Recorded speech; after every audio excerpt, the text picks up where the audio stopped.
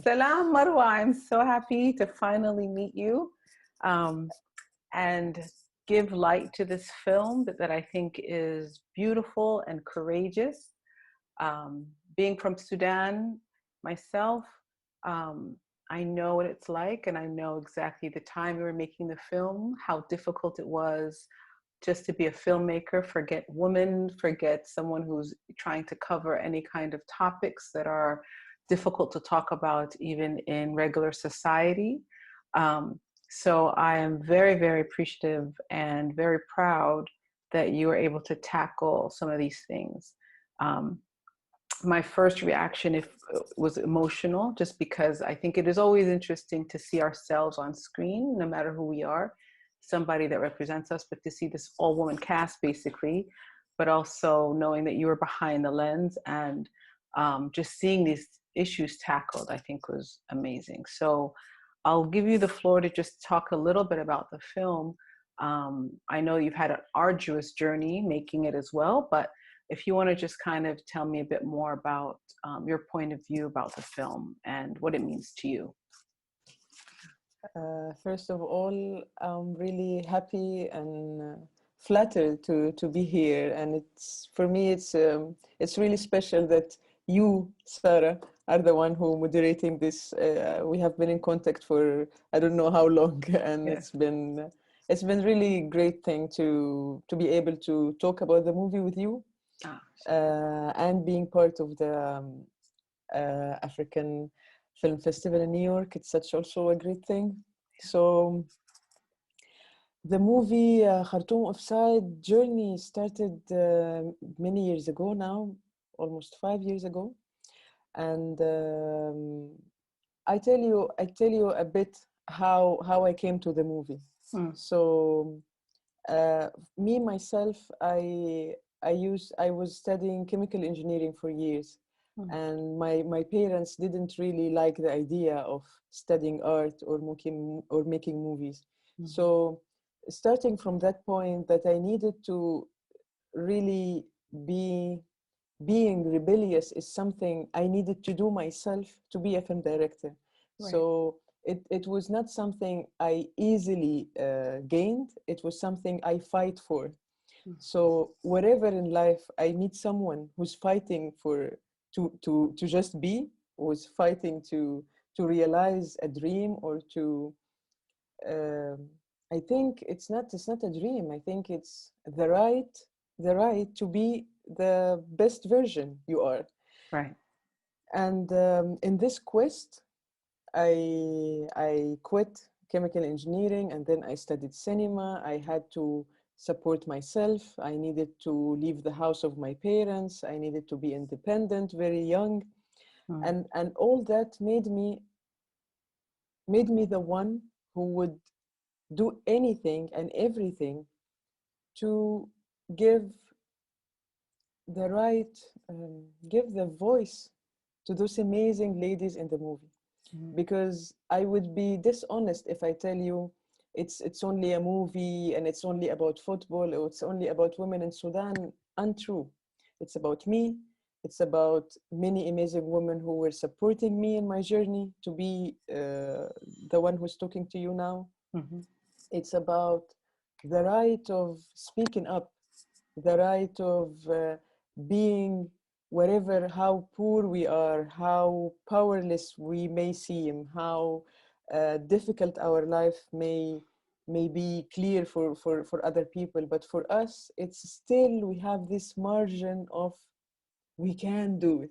It's impossible. It seems like impossible, but still, with solidarity, with friendship, with deep commitment, with deep belief that we deserve. And this is how this movie started. It started 5 years ago. I had a phone call from Taghrid Awouda. She was the founder of Ru'ya, and she wanted to make a 5-minute documentary about female footballers. And for her, it was just 5-minute documentary. And at that time, I was living in Egypt, in Cairo. And I told her, okay, why not? I travel a week to Khartoum. And I was And I thought they told me there is no money, nobody is interested in the movie, and I know it.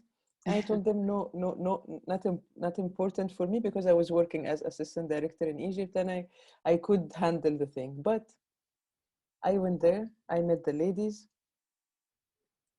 and I realized that it would never be a 5-minute documentary. Mm. I want to tell the real story, and I want to dig deep. I'm not satisfied with 5 minutes. I'm not satisfied with the superficial discussion. I am really interested in the real deep thing. And that made my life also like turn upside down. Mm. But this is the start of it. Yes, no, it's beautiful. What you said is beautiful. And again, it's understanding the culture a bit. I know how difficult that is. It's not, some people say, oh, this was difficult or it's courageous, but I know how it affects your family. It affects who you are. It affects how people see you and perceive you, how people treat you and who they associate you with. And it's not a very easy thing to do from where we are. So talk to me about this journey with them, because it is, I think there's so many layers to this, right? There's the layer of um, just culturally identity, right? Arab, not Arab, South Sudanese, Sudanese, and this was shot, um, before a lot of changes were going on. Since you've shot this film, so much has happened in the country itself. But this was at a time where tribalism had kind of been brought back with the regime, in terms of it was important to know where you're from and Gabila. And there was a lot of, on top of our normal, I believe, racism that we have in our society, there was these other layers that were kind of, the government had almost given people permission to now question where are you from and all these things. But talk to me about this journey of first identity and how they perceived you in terms of building trust, in terms of kind of, letting you in, because you got some very intimate shots that were amazing, with them talking freely about a lot of things. So how were you able to kind of, go through that or cross that barrier with them? It has been extremely sensitive and vulnerable journey, because in the beginning definitely they were not interested in making more than the 5-minute documentary. Mm. And actually they didn't know what's the purpose of this movie and why we are doing this, and like Right. and what we will gain from this. Right. And definitely I had no answer, no true answer for them, because me myself, I was struggling to continue being in Sudan. I left my house, my family, and my job, and I'm in Khartoum, and I have no financiers, no funder, no producer. So I was also taking an extreme big risk, and they were seeing that I'm not here, I'm not really, my Sudanese accent is not pure, because I was raised in Egypt. And they had many questions: why I'm interested, what I'm gaining from this movie, why we will expose our lives and ourselves. And because also there is no uh, like documentaries, the industry is really we don't have such productions, so they don't, there is no like extremely successful documentary would make them feel like, okay, maybe if the movie had the success, maybe it would be beneficial for us. Right. So There I was no had, blueprint, right? There was nothing for them to kind of relate to and see. Yeah. there was nothing, so I needed to build up from the scratch that this movie is extremely personal for me. Mm. First, so I needed myself to be I needed to be extremely honest, to expose my deep interest, and to talk and to be really friend to them. At some point I kept the camera shut, and I just follow them, and I just wanted to really gain the trust, and this took a lot of time. This took almost 1 year and a half. Before a year and a half before you started shooting? A year and a half before I started shooting the real stuff. Wow. Wow. Okay. I got the normal stuff. I got the stuff that you know, it's a 75 minutes, but I have like almost 110 hours of shooting. Wow. It was shot during 4 years and a half, and it was always a matter of, because I wanted to, in the movie, I wanted to tackle many aspects of being Sudanese. Actually, you already discussed it in the beginning of your question. So, are we Arabs or not? Are we have this division of based on tribes or not still? Are we still classified based on color of skin, based on the last name of your family, based on whatever? We have this extremely complicated, multi-layered discrimination in Sudan between us, ourselves. So I needed to be honest about this, because also the girls in the team mostly are not from the privileged tribes. So whether from Nuba Mountains or from Darfur, Kordofan, South Sudan. So I felt if I didn't really touch this in a sensitive and also indirect way, I would be missing something huge in the movie. Definitely the sexuality, definitely political situation, definitely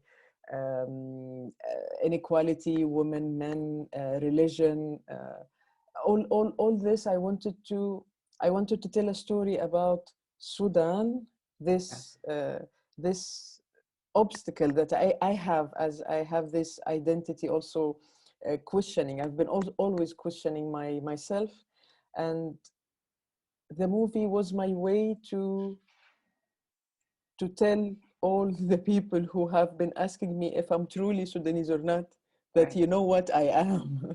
I am, and I care, and I belong. It's and it's not a matter of how you want just to imagine one frame of how you can be Sudanese or not. Right. And if you are just outside of this frame, then you are not. Right. So the movie, I needed a lot of time to transfer all this to the girls in the movie, but not only to the girls, because you know, in Sudan, if you want to go to a Sudanese house, you cannot. We don't live individually. It's not you. Right. So if I want to talk to you, and I want you to trust me, I need the Haboba to trust me. Yeah, you have to get the whole family. Haboba is very important. Yes. I need the brother, the sister, and maybe the neighbor. And I needed to yes. enrich my communication skills to the highest level. Yeah. So it's not about being an extremely skillful director. No, in Sudan, I needed to be a very open person, and a person who's willing to learn and to listen, right. And a person who's really humble and easy, and I learned this. Really, I'm grateful for this, because I had the chance to enter many houses, and I had the chance to be, actually at some point I was the one who's sad and depressed and had no money, and the girls were supporting me. Oh, so beautiful. Yeah, it's not always black, but also it took a lot of time. No, I'm sure. I mean, it shows, and I think the layers, I think you did successfully, because there were pauses in the film where you talked about different things, and you just kind of also layered them with scenes from the city, scenes from, different, like Mayu, which is out a little bit in the outskirts from downtown Khartoum. And so I think you did it beautifully in terms of giving someone who might not know, or might not be so close to the film or even Sudan, an image of just life, of the local life as well, which I think is brilliant. In terms of, you know, the sexuality, I think that that was also brave. There's a moment in the film where one of the actors, or sorry, one of the women say, you know, she was stopped by a police officer or cop, and he was asking her about being a woman versus man, and she says something to him. Well, the whole problem is حكاية البنت والولد. It begins with this labeling kind of, and then there's this pause, and you get into these very intimate shots of the body, and I just love that moment because I think it allows the mind to wander, and you don't expose anyone too much, you know, because I'm sure there's issues of sexuality and identity and what people decide, you know, self-determination in a way. But can you talk to me about the decision to do that and to shoot some of these intimate scenes? Did you have any fears, or even after you shot it, did you have any kind of, you know, backlash or anything like that?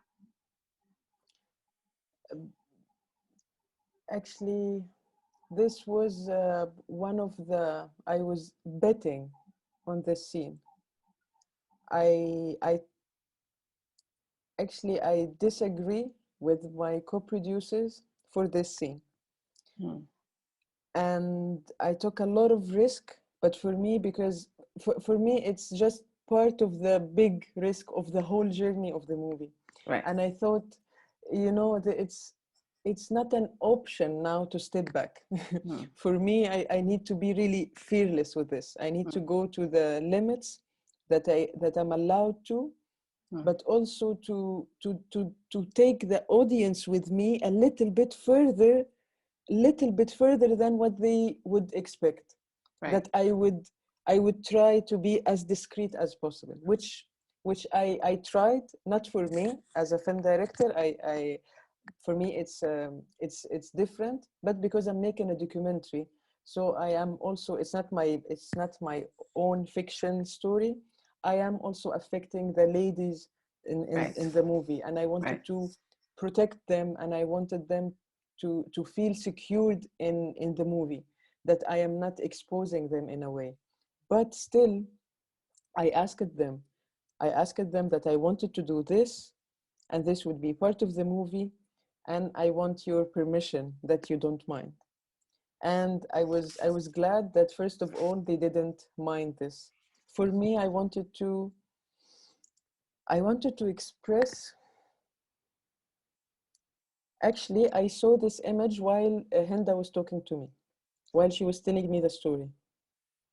So I was sitting in front of her, and she was telling the story, and walad bint, and I just realized that if we really take a moment and just look at those bodies, maybe we get lost. Maybe we don't know, and maybe it's fine if we don't know. Who said that we need those very clear differences, and we highlight, and this is man and this is woman? And I felt, because I had this in me, I've been struggling with being bisexual, with being fluidly. I'm trying to merge them together in my personal life. And then when she said that, I felt like there is something here I need to get out. I need to get out. Hilda said it with words, and I couldn't, and I felt like I can show it. I can show it, and I can defend it if someone accused me of anything, because actually some people were not happy with the scene, but they are not the majority. Right. They are the fewer voices. They are not the majority of the people. And to be honest, when you are making a movie, definitely you want the people to love it. Definitely you want an audience. Definitely you want it to be popular, and everyone would like clap for you and everything. But I think taking the risk or pushing the limits a little bit further is part of why I'm doing movies. Yeah. is I just can't hide behind the camera or behind the story. And also there is this courage that I'm listening to, that I'm surrounded with. Mm, Um, uh, I just, you know, I just join them also. Like they have it already, and they right, are living it. They are living it already, and right, I was just there to add add my layer to it. right. But I felt it's extremely important, and I would defend it, and I would do it again. It's something that really comes from the heart, and I hope it reached the audience also to the heart. Yeah, and I love you for that, and I love you for your courageousness. And I think, um, you know, there's another thing that she says, and it's more when she was, I think it was Hinda as well, or maybe it was Sada actually. They were talking about, because it was voiceover, they were talking about the idea that it's important to play other people or other teams or just the world, so you actually understand where you are and you understand your position in it.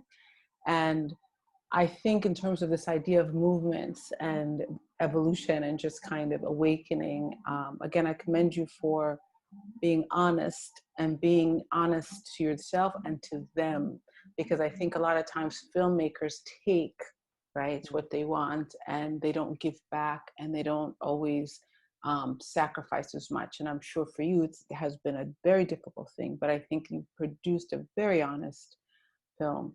Um, but this idea that there's these movements and this kind of wave that was happening, I mean, we see it now, and fast forward 5 years later, and I'm touched by, I'm a bit older, I think, than you guys, you and some of the burgeoning film, you know, directors and creatives coming out of Sudan and the diaspora that's Sudanese. And I am so just, it's, you guys have gone places I never even thought I can go. You've given me kind of courage because, you know, the conversations even within this film are things that, you know, for me, I'd be like, ooh, like difficult to have in some ways. But there's a beauty about what you've said, and an honesty. And I think it was part of a wave. I think you were not only going with them, but I think you were feeling it, you know, in terms of, um, you know, something that was taking over the youth and something that was taking over the nation, the new generation, and this kind of wave of honesty and being open. And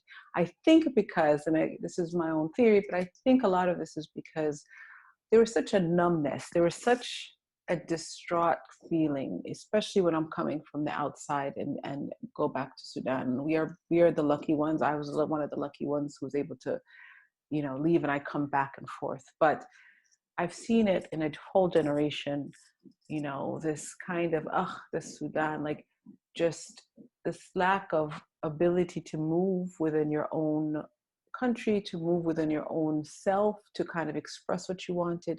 It was such a restricting regime because it wasn't in a way the same way that people think of dictatorship, like, you know, at least in Khartoum, I should speak, because I know other parts have very different experiences, but you know, it's not in that way of you feel like, you know, so immobilized physically as well, because it's very communal, and we're very, you know, communal culture that uses comedy and uses a lot of, you know, we find ways to live within whatever constraints you give us. But I think that was part of the kind of almost isolation that people were feeling in the youth. And so this wave that happened, and I think, you know, you were probably on riding it and beginning with it, and to now, the revolution and the movements that have happened since, um, I think are incredible. And just even for me to see, I can only imagine what my, you know, my mother's generation sees and feels, even though weirdly enough, they did grow up in a much freer Sudan than some of the, you know, the Mm. children after, which is not usual, right? Usually you go from every generation gets more open, but I feel like, you know, from the things that they were saying, and even in the story, you know, she was talking about, oh, back in the day, her grandfather had this bar and stuff. I mean, you get these images of, you know, whether it's when you look at older photos and you see, you know, the cut off sleeves and the riding the motorbikes and, you know, the 60s hairdos and stuff. Like, we were an open society. And so I think part of maybe why there is this freedom now is this complete kind of asra, like this hunger, almost like this choking or this kind of um, confinement. I think everyone felt, but I think it was just more than a physical, more than just of what you wear, what you put on your body, but what the body is. And the moments in the film when you talk about or when you show the religious aspect of the fact that women shouldn't play soccer, and just the extent that like the religion would even speak on that, and just the extent of the things that it kind of touched, I think is extreme. But to bring it up a bit, just talking about, can you talk to me a bit about, since you've made the film, just what you see in terms of the evolution of filmmaking in Sudan, and also if the reaction to the film has changed over the years. I think it's been 2 years since it's been out. Is that right? Or almost yeah, next February it would be 2 years. okay. It's the premiere was in February 2019. Yeah, so it's kind of right with the revolution and right with a lot of things. So you could just speak about, I guess, about that movement or the evolution that's happening in the film world in Sudan. From where I start, it's actually the premiere of the movie was in February, and that was in the middle of the revolution in Sudan. And I have been working and I have been screening the movie in festivals, and I have been trying to say what's going on with Sudan, with the revolution, with my friends, with the girls in the team, because it was part of the mission. It was actually, I felt maybe that's why we all the gang I'm calling Amjad Abu Laila, Suhaib, and me, Hajjouj.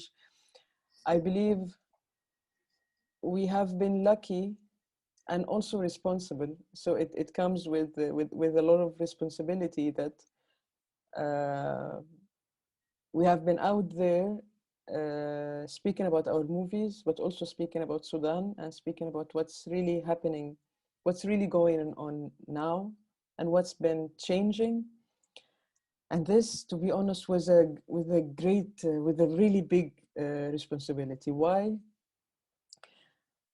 Because Sudan is extremely, as you said, it was not a regime that we were all afraid while doing the movies. I've been investigated. I've been investigated with many times. I have been stopped by police many times. They didn't get me a permission for 3 years, refusing the permission for me to shoot. It was extremely difficult, and I really had doubts that if revolution didn't succeed, I would never be able to show the movie to my family in Sudan, to the people who supported me in Sudan. And I've been sleeping and having those nightmares that I'm traveling with the movie all over the world, but I'm not allowed to show it in Sudan. And then tracing the news, finding out what's happening there. And I every day I feel like we are almost there. It's happening, Marwa. You need to believe in it. And because definitely I had the past trauma of the revolution in Egypt, the past trauma of the separation of the South, 2011, I was there. And I'm really filled with those negative experiences with the change. But then I saw it happening. Like I saw my friends, my people there on the streets, and then I realized that what was happening in the last 30 or 40 years in Sudan, I just believe it's the nature. Every action has a reaction, and even if the reaction was delayed 40 years, it's coming.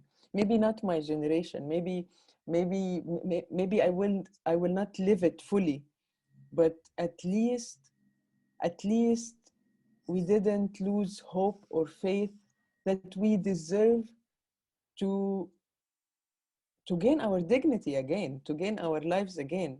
Actually, men and women, because I never believe that men oppressing women would be a happy man. Like Right.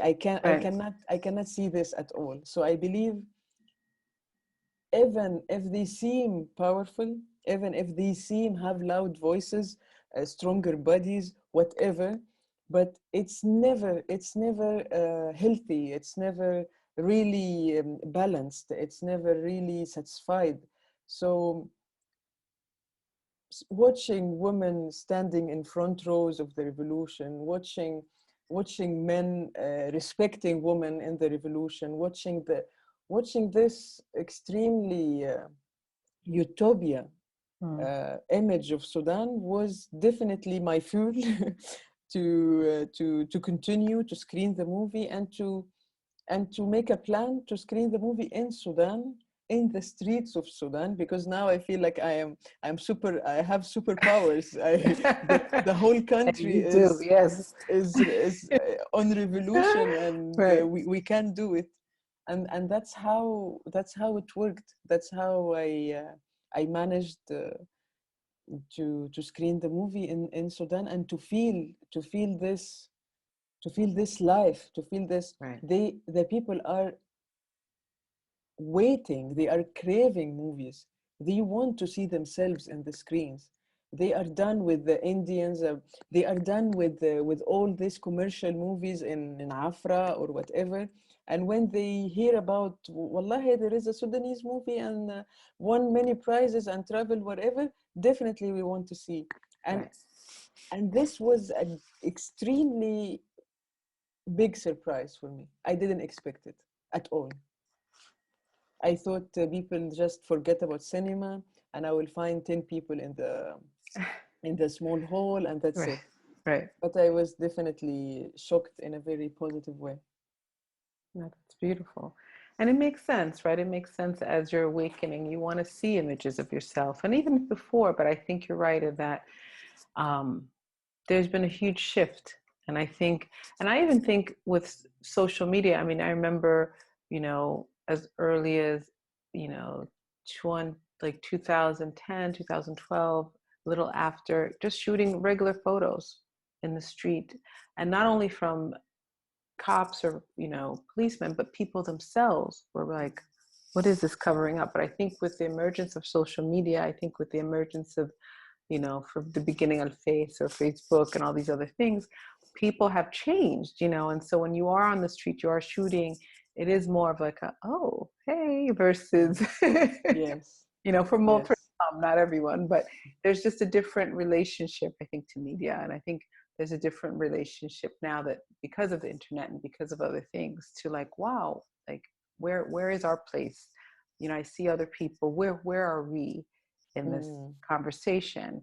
And even in the African conversation, I mean, if you look at other countries, we are surrounded by other, especially Egypt has a huge long history. And on the West Coast, you have Nigeria and all these other filmmakers, and it's like, where are we in this conversation?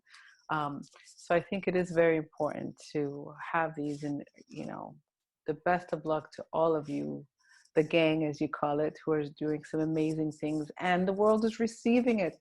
The world is receiving it, like in a way that's amazing. It's not like you've made it and it's gone into some hole somewhere. The world is reacting as well. So I think that's, truth to me is when so many people or so many variant things and they agree on something. And I think that that's the truth. And I think the films you're making, and the films that the others in the gang are making are truthful because they are hitting something that's universal in people. And I think that you can't take that away. That's something that is in its purest form. So I think that's amazing. um, I'm trying to think. I have so many things. I have so many things I want to talk to you about. I'm not sure how long we're supposed to be on for, and I also don't want to hold you, but I want to give you the opportunity. Is there anything else you want to speak about in terms of, actually, there's two things. Sorry. One is, where are the women now? Where's this journey now with the whole, the federation and the women and funding and all these things? Okay, so there is one good news and one not really good news. The good Okay. news is the transitional government after the revolution, they they agreed over establishing a formal female league of football. That was September 2019, after 7 months of the movie premiere. And I Nice. was very proud and very happy for the ladies that now they can officially play in the streets or in the FIFA or wherever they want, and they are secured by the government, that they are allowed to do Right. this. Right. So this is a very good thing. But the sad thing is they are still not forming the Sudanese national female team. So they are still working towards it, but it's still not founded formally. The Federation of Football, the unstable situation of the whole country, it didn't really help the sports, and definitely didn't help the female footballers.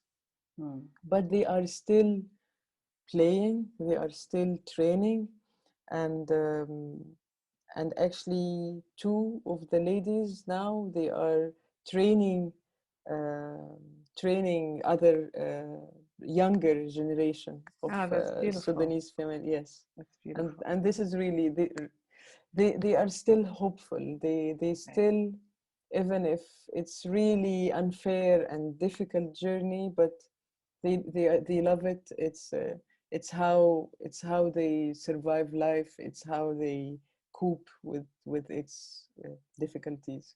Right. That's fantastic. Well, I guess it's it's a journey. It's a long path. So that must feel good at least to have known that you were, help give light, and hopefully maybe even the film can be used in that, this idea to kind of promote why it is necessary. And opinions change, and I think the country's still going through a lot of changes. Inshallah, it turns into something that is, a bit more stable and on the right side. But hopefully, I think, okay, If just got to take steps forward. What were you and gonna if say? and if I may interrupt you, Sarah, there is another thing that's really it seems like magical about this movie business. So sometimes, to be honest, every time the movie is screened outside Sudan, I try to spread the word. And then, even without trying, I found in the cinema hall Sudanese people. I don't know, but they are Sudanese diaspora. They are interested. They hear about the movie, and they are there. And when they are there, somehow I knew from Sarah and Hinda that they have been receiving emails and calls and feedback from people they don't know, but they watched the movie, and then they have been in contact with them through the last whole year till last March. And every time they were telling me, Marwa, this guy, and I was like, ah, really? Ah, this one watched the movie in Denmark. Ah, this one watched the movie in Canada. This one watched the movie in Morocco. This one, Right. and this is extremely beautiful and powerful, and connecting people with common interests. Sometimes she's an amazing Danish female footballer, Right. wants to send whatever to Sudan, Right. or another guy who's interested in training the girls if they have what time in Sudan when he travel. It's maybe it's not the big thing they have been waiting for. Maybe it's not the FIFA, but at least that you want to be seen, you want to be Yes. heard, Yes. and this is the most important thing. Yes. And this is um I'm sad this is the only thing I could offer, but I hope that this would continue, and this Yes. would bring, even if it brings like a good smile, a good day, a good feeling. I think Right. it's good. It's still worth it. Um, yes. So in terms of the feeling and in terms of what the film's journey can do and has done for both people outside and letting them know about it and the movement and just what is going, because a lot of people didn't even know. I didn't even know that this was, there was like a women's team, that there was like this push to do it, but also for those who are, the women in the film, um, and this beautiful link that you've created through the film, to have people come back to them. I was wondering if there's a way to get funding or for them to kind of form some kind of organization as this film travels, as world travels, that can maybe help them. Like you said, it might not be FIFA, but it might at least get them funding. It might get them, so just wondering if that's something that you have talked about or if they've discussed at all. We have been trying to manage this, but to be honest, I didn't, as the movie itself, we didn't complete our budget. We didn't manage to get the right funding for the movie itself, and then after, when I tried to approach other people for the team, it was also a very difficult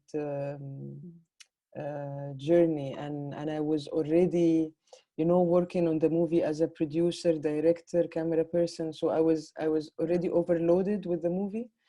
And once I managed to complete the post-production, I really couldn't put another period of time to manage funding for the ladies. But what I've been trying to connect them with is to find associations in Berlin and in Denmark, and they have been in contact with the ladies to invite them to play outside of That's Sudan. beautiful. And this is amazing, and hopefully this would happen next summer in Berlin. And they are in contact with this amazing association in Denmark as well. And part of the thing was to invite Sarah and Hinda to the Danish premiere. So they were with me in Copenhagen. They made it. That's beautiful. Yes, and actually, we have been working to have the 4 ladies, but for visa matters, only 2 got the visa, which is really sad. But they managed to come to meet with the people, to introduce themselves, and to meet with the players in Copenhagen. That was really beautiful. It's great.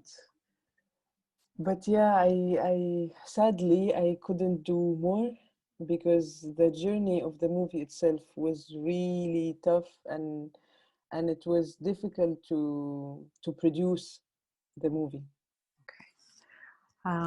So yes, so thank you. In terms of, you're saying it was a big feat to just finish the film, and it shows, and it's, I think, a beautiful document that you've left.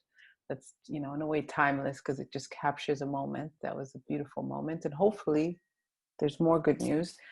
I think that there's, other people can step in. We can only, as filmmakers, you carry it to a certain point, and then sometimes it's, for other people. So if there's anyone out there that wants to take that on, or now knows about this initiative that's happening, feel free to step in. We can always give you information of how to get in touch with the filmmaker. So that's a good thing. And then I guess to wrap things up, just what are you working on now, and where are you based, and what are you working on, and what's your future kind of prospects or things you want to work on look like? Okay, so now I'm continuing my master in film in Cologne, in Germany. So I'm researching essay movies and experimental documentaries. So I'm trying to go further with the image and sound. Parallel to that, I'm developing a TV series. Nice. with a nice, amazing Sudanese team, with the Sudanese story. So we are developing this. It's still in progress, so I cannot say more about it. But I'm in the writing team. This is second thing, and last thing. I hope I can by next year to start working on my first fiction film that I have been postponing for a while. But you know, after the movie, I needed time to reflect, time to focus my energy again, time Yeah. to align myself where I'm living, and how I connect with the world. Because to be honest, the last 4 years I've been traveling a lot based on the movie, based on Mm. the finance workshop, pitching. My life was almost about how I can finish this movie. So now that I finished, and after finishing the movie, was screening the movie and get it out to the world, and then was to get it out in Sudan after the revolution. So the journey for me was very overwhelming and very intense until March, until Corona. Yes. So when I had this Corona pause, I know that now I need a pause. So now there is like a nice pause with the studying and writing. Yeah, this is what I'm doing at the moment. Oh, that's beautiful. Well, continued luck. Keep me, I would love to keep in touch, figure out, whatever you need, whatever you're doing, just to know, to help you out and just have a creative community going. Um, Thank you for doing this. I think I predict the film will be really well received. I think it's I hope again a so. beautiful, beautiful, beautifully shot and just a beautiful sentiment. And I genuinely, genuinely thank you for taking this risk with your time, with your life, with exposing parts of yourself, and encouraging. I don't think you're exposing, encouraging those around you as well. Um, I think that Black women are an amazing thing, and we do need more people like you to just kind of take things further and think outside of what we're supposed to do, do the things that we know are right. And I think that's amazing. So, Marwa, thank you so much. It was so nice to actually kind of talk to you. Thank you so much. You don't know how much I'm happy that we are doing this, even it's online. But Right. we hope we will be liberated from our laptops soon, and Right. Break out of this box. exactly, and we able to to hug again and to communicate easily. But Right. I'm grateful for this opportunity, and I wish people would receive it well, would enjoy it, and definitely we are the origins, we Right. are the origins of this history. We need just to remind ourselves and to get ready to wake up again, do it Right. again, try Right. it again. Right. Yeah, Oh, thanks a lot, and thank you. wish you an amazing festival and Oh, amazing days. thank you. Thank you. Ciao. That's enough. Ciao. Bye bye. Bye.